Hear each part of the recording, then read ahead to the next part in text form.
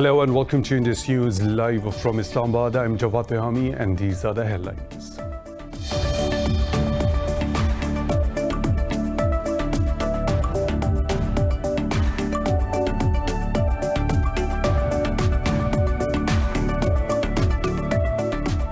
Former Malaysian Prime Minister Najib Razak has been sentenced to 12 years in jail and fined around $50 million in the first trial over the multi-billion-dollar scandal. He was found guilty in all the 7 charges of corruption in the first of the 5 cases linked to the 1MDB state fund. He has also become the first Malaysian Prime Minister to be convicted in a criminal court.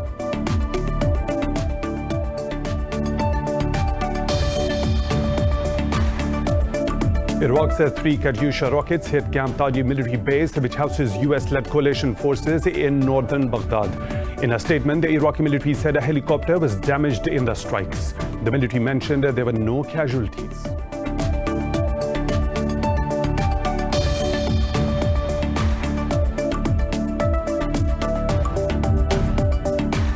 The worldwide number of COVID-19 deaths has crossed 654,000 with over 16.4 million cases. In the US, 1,057 more people have died, while over 54,000 have tested positive in the last 24 hours. The country's death toll has exceeded 148,000, while infections tally nears 4.3 million. In Pakistan, 23 more people have lost their lives, with the death toll rising to 5,865, with 936 new cases. The tally of nationwide infections has crossed 275,000.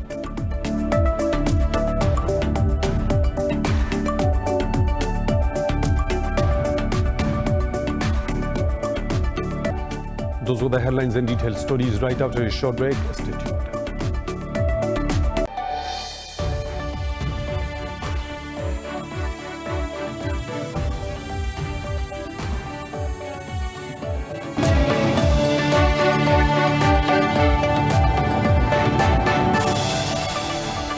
Welcome back, and now for the news in detail. We start our news bulletin from Malaysia, where former Prime Minister Najib Razak has been sentenced to 12 years in jail over graft charges. He was guilty in all 7 charges of corruption in the first of the 5 cases linked to the 1MDB state fund. The conviction comes just 6 days after the High Court ordered Razak to pay the government $400 million in unpaid taxes and penalties. Criminal charges were levelled after his defeat in 2018 elections, when his successor Mahathir Mohamad reopened investigations.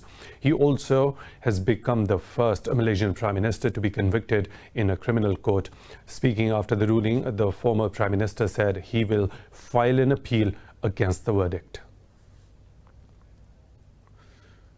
Moving on to Iraq, which says 3 Katyusha rockets hit Camp Taji military base, which houses US-led coalition forces in northern Baghdad.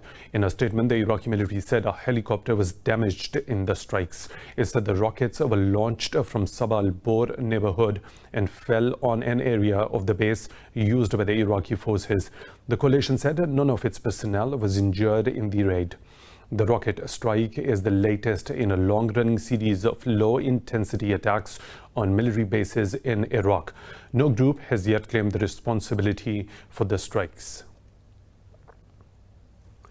Meanwhile, Turkey says it has killed 3 militants of the Kurdistan Workers' Party in airstrikes during Operation Claw Tiger in northern Iraq. The ministry said Turkey will continue to destroy weapon caches and shelters used by the terrorists. It said over 400 Kurdish militants have been killed in northern Iraq over the past 5 months. State media said PKK militants often use northern Iraq to plan cross-border terrorist attacks in Turkey. Ankara holds the PKK responsible for the deaths of some 40,000 people in a 30-year terror campaign. The worldwide number of COVID-19 deaths has crossed 654,000 with over 16.4 million cases. In the US, 1,075 more people have died, while over 54,000 people tested positive in the last 24 hours. The country's death toll has exceeded 148,000, while infections tally nears 4.3 million. More in this report. With hundreds of thousands getting infected every day across the globe, the World Health Organization has warned the pandemic is accelerating. California is the latest of the U.S. states that have now run out of healthcare facilities and professionals as cases hit the roof. After Brazil and Mexico suffering the worst in Latin America, cases and deaths in Venezuela are now rising to unprecedented levels. But the country, already reeling from an economic crisis, has limited options when it comes to reimposing restrictions. Está en mora con el banco. Venezuela is in default with the bank for just over $700 million. The rules of the bank mean that when there is a default of that size, there is absolutely nothing we can do. The second wave of the new coronavirus is now gripping Europe as countries reimpose several restrictions. Calling London's 14-day quarantine decision unjust, Spain's Prime Minister Pedro Sanchez appealed to the regional countries not to cut travel ties. Before we reproach each other, let's try to find a balance where, above all, the British authorities base their decision on the cumulative incidents, that is to say, on the evolution of the epidemic in these territories which are tourist destinations, which I insist are safe for British tourists. China recorded 68 new cases, the highest daily figure since April, due to clusters in 3 separate regions. In Indonesia, the total number of cases has topped 100,000. Over in Australia, while the pace of the outbreak in Victoria refuses to slow down, new clusters emerging in Belmur have added to the government's worries. Meanwhile, in Pakistan, nearly 88% of COVID-19 patients have recovered so far as the country sees a sharp decline in new cases. The health ministry said 23 people have died, while 936 infections were detected in the last 24 hours. The ministry said the countrywide death toll has risen to nearly 6,000, with over 275,000 confirmed cases. It said there are nearly 27,000 active cases in Pakistan, among which 1,217 are in critical condition. The southern province of Sindh is the worst hit, with nearly 119,000 cases, while Punjab has reported more than 92,000 infections. In Indian-occupied Kashmir, up to 25,000 people have been granted bogus domicile certificates, raising fears of the beginning of the demographic change. New Delhi's law makes it possible for the people from outside the territory to become permanent residents. Kashmiri leaders say the rule is aimed at changing the Muslim-majority status of occupied Kashmir through illegal Hindu settlers. India abrogated Article 370 of its constitution last year, revoking the special status of the disputed valley. This opened the doors for non-Kashmiris to buy property. Pakistan has opposed the domicile law, calling it a violation of international law and the UN resolutions.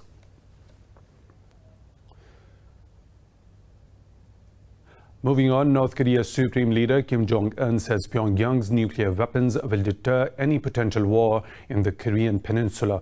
In a speech carried by the state media, Kim said the country's nukes are developed to stave off another armed conflict. Marking the 67th anniversary of the end of the Korean War, Kim said Pyongyang is capable of defending itself from imperialist forces. This comes amid stalled talks with the US over dismantling Pyongyang's weapons program in exchange for sanctions relief. The bilateral tensions have been intensifying since the failed Vietnam summit between Kim and US President Donald Trump in February 2019. China says Hong Kong's government will suspend crime-related assistance agreements with the UK, Canada and Australia. This comes after the 3 countries suspended extradition treaties with Hong Kong over China's new security law. Foreign Ministry spokesperson Wong Wenbin says the move by the countries is gross interference in China's internal matters. Canada, Britain and Australia are part of the Five Eyes intelligence alliance.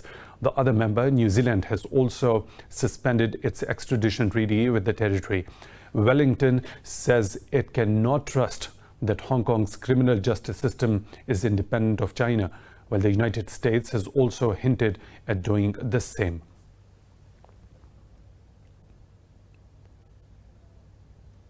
China says it firmly opposes comments from Australia that Beijing's territorial claim over the South China Sea is unlawful.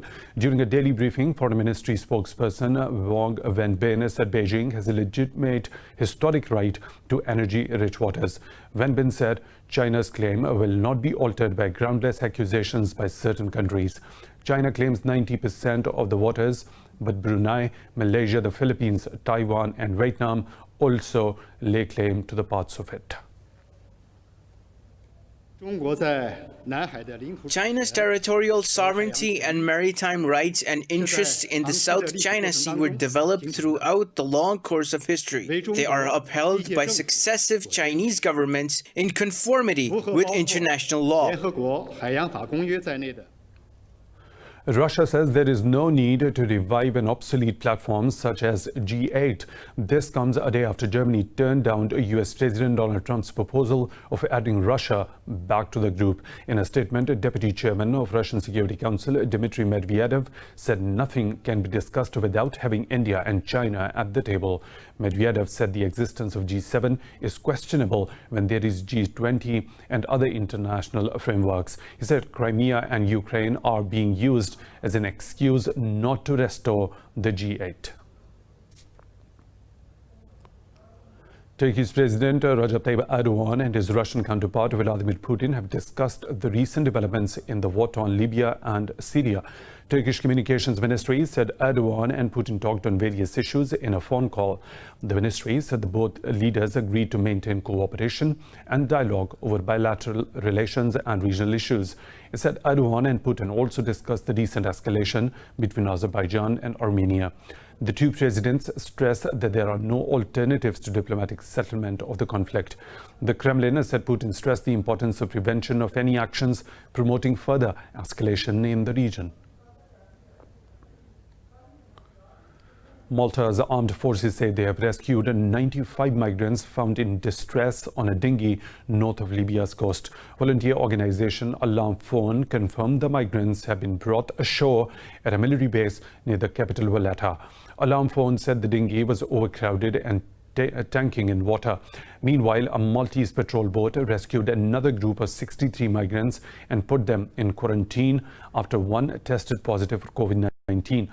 Thousands tried to flee the Middle East and Africa into Europe via Libya since violence spread in the region. The UK has resumed issuing visa for Iranians after a 10-year pause. The British Embassy said Iranian citizens will be able to apply for a visa from the center in Tehran. It said the applicants will have to follow certain safety steps to proceed with the applications. Earlier, the British ambassador to Iran, Rob McKay, said the consulate had made plans to reopen its center in the country. He said the embassy will provide information required for receiving the UK visa in upcoming days.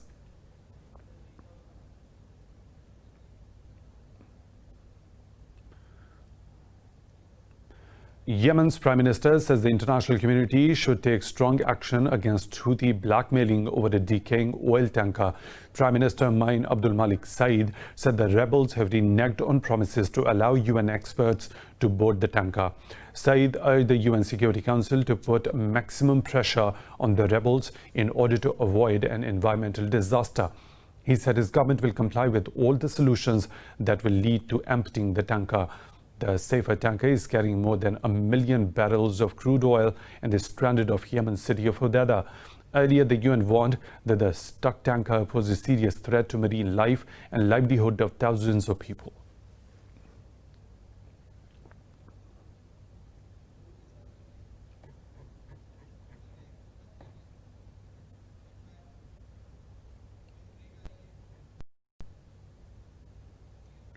It's time for a short break. We'll be back with more stories. Stay tuned.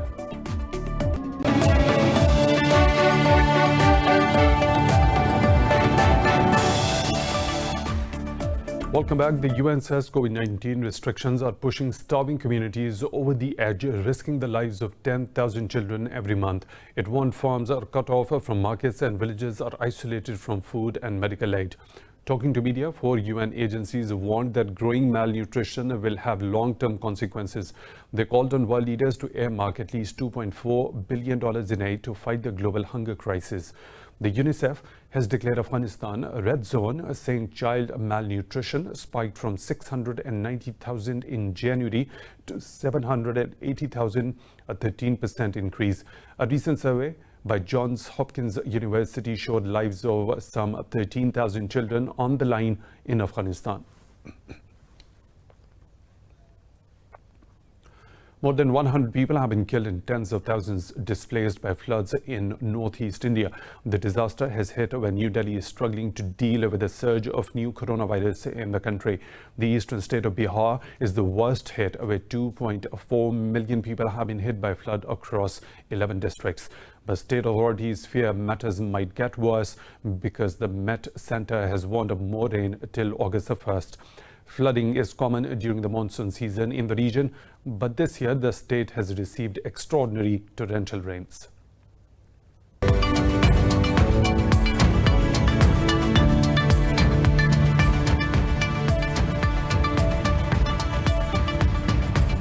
German car manufacturer Volkswagen and its associates have paid $9.8 billion in compensation to defrauded U.S. car owners. The U.S. Federal Trade Commission says the car maker paid over $9.5 billion, while its diesel supplier, Robert Bosch, paid over $300 million. The FTC said more than 86% of the consumers chose the buyback or early lease termination option instead of getting a repair. Volkswagen had offered to buy back to repair over 550,000 US vehicles after it admitting to using secret software to cheat emission tests in 2015. The scandal triggered a global backlash that has cost the company $33.3 billion so far. Most European stocks have edged up as signs of progress on fresh American government stimulus efforts outweigh concerns about a global coronavirus resurgence. The pan-European stock 600 has added 0.5% so far, with construction and material stocks climbing. London's FTSE and Germany's DAX have gained nearly 0.5%. Paris's CAC 40 has slipped fractionally after a positive start. Earlier stocks in Asia Pacific were traded mixed as investors monitor developments on coronavirus front. South Korea's Kospi and mainland Chinese shares gained, while Japanese and Australian bourses dipped into negative territory.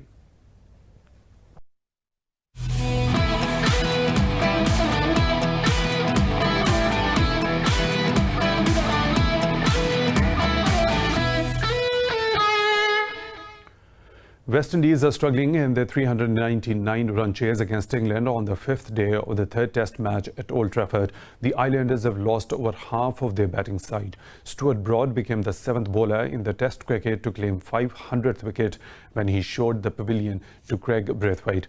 Earlier, England scored 369 runs in the first innings and declared their second innings on 226 for 6. West Indies made 197 runs in their first innings. The three-match series is currently tied at 1-1. Stuart Broad has become the second English bowler to grab 500 wickets in the Test cricket. Broad achieved the landmark on the 5th day of the third Test against West Indies at Old Trafford. The 34-year-old removed Craig Braithwaite to follow teammate James Anderson in reaching the landmark. The list of the top Test wicket takers is headed by Muttiah Muralidharan with 800 wickets. He is followed by Australia's Shane Warne with 708 wickets. India's Anil Kumble is third in the list with 619 wickets. Broad's teammate James Anderson is also on the list with 589 wickets. Anderson is followed by Australian great Glenn McGraw with 563 wickets. West Indies legend Whitney Walsh is sixth on the list with 519 Test wickets. Stuart Broad is the latest addition in the club with 500 Test wickets. He takes the 7th spot in the list. And now the weather situation from around the globe.